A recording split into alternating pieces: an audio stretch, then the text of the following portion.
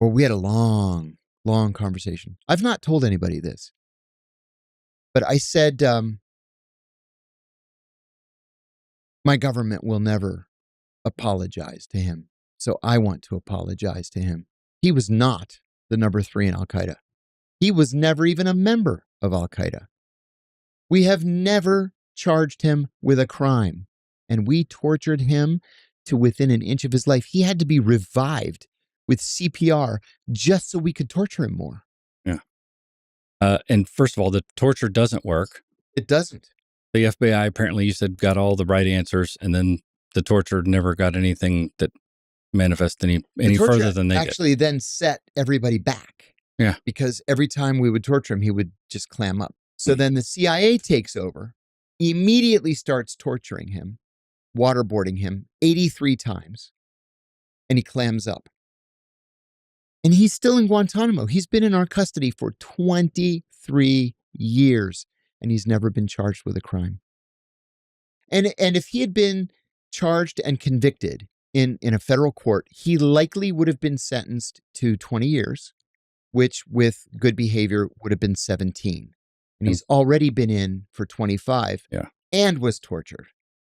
And has a life sentence, or do they? No, he's never been charged. So they're just still holding him. They're still holding him indefinitely. And the Senate torture report says, the Senate torture report quotes a CIA cable that I remember seeing and shaking my head saying, Abu Zubaydah must never be allowed contact with the outside world. He must never be released. And when he dies, he is to be cremated and his ashes thrown into the Caribbean. So it's essentially evidentiary based, because then the truth will come out. Yeah, the truth will come out. The things that we did to him. Okay. So it's fascinating that we're still holding him, and there isn't enough logical minds. Or do they think at this point they're going to let him go and that he's going to be so pissed off that we will have another 9/11? The naysayers will tell you yes. That's the fear. The truth is, almost nobody has taken up the fight again. Mind you, when we caught him, he was a young, strong 27-year-old man. He's in his 50s now, and he's utterly broken. Their health, all of them, Abu Zubaydah and all the other people at Guantanamo, their health is dire. There's one guy who, now this is a terrible story. You're not getting any health care in Guantanamo, just like we didn't get any health care in prison, right? They don't give a shit about your health. And so there's one guy who developed a tumor on his spine, and it made him a paraplegic.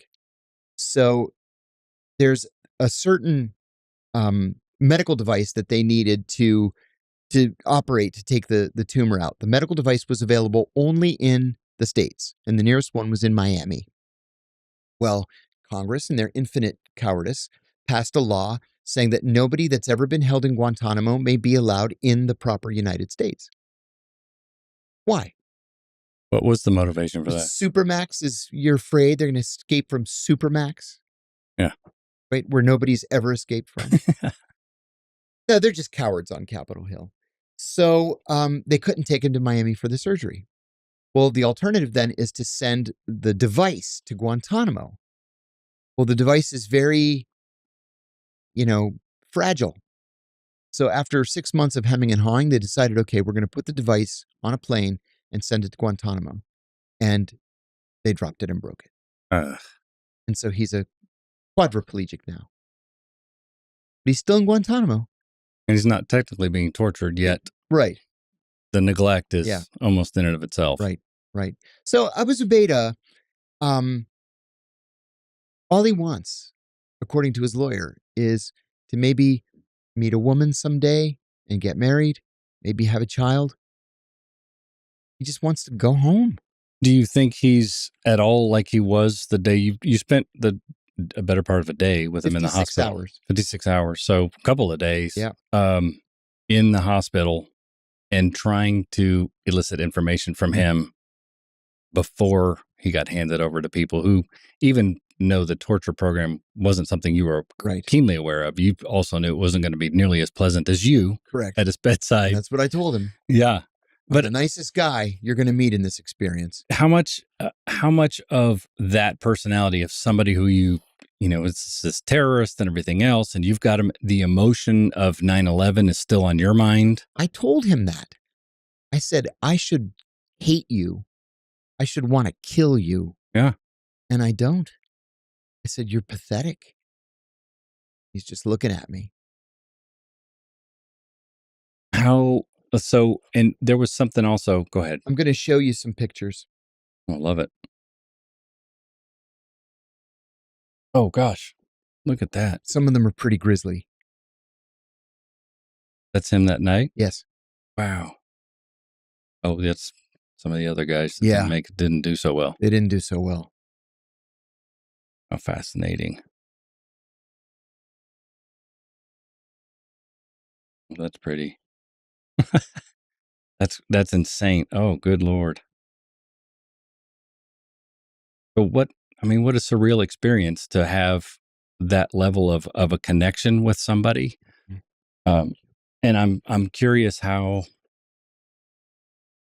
do you think he felt any inclination? And, I know you have all these manipulation tactics and everything else, but it seemed to me, as I hear you speak about it, that it was more a personal level thing where you kind of just implored to him, like, dude, I, for some reason, obviously you want the information, but you also want the best for him at that point. Is there truth to that? I was not a trained interrogator. And I didn't know what the plans were for him. Mm-hmm. I had no need to know, so I wasn't read into the next compartment. My job was to catch him, and that's where my job ended.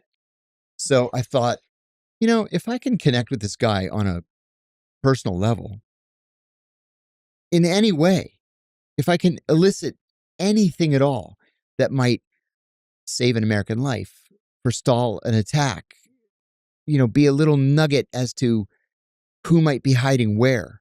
Remember, we thought he was Al-Qaeda. Right. We thought he was a leader of Al-Qaeda. Right. Which is why it makes it twice as fascinating. But, does he know where bin Laden is tonight? Yeah. And then I got into a major situation.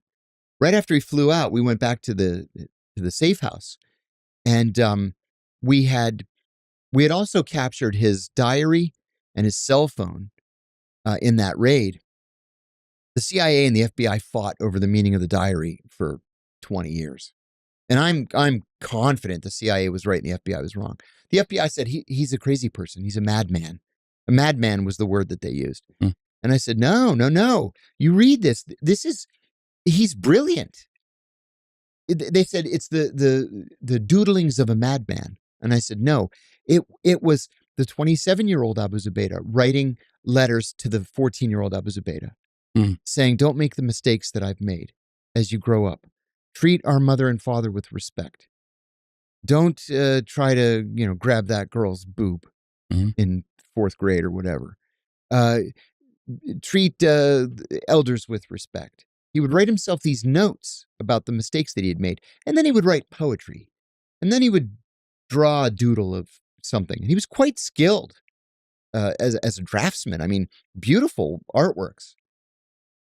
It's all kind of self-therapy. Yeah. But then he would write like the cell phone numbers for 3 Saudi princes. There's something. All of whom ended up dead somehow. Yes, conspiratorially. I know. Yeah. It's, Yeah. One died of thirst. Imagine that.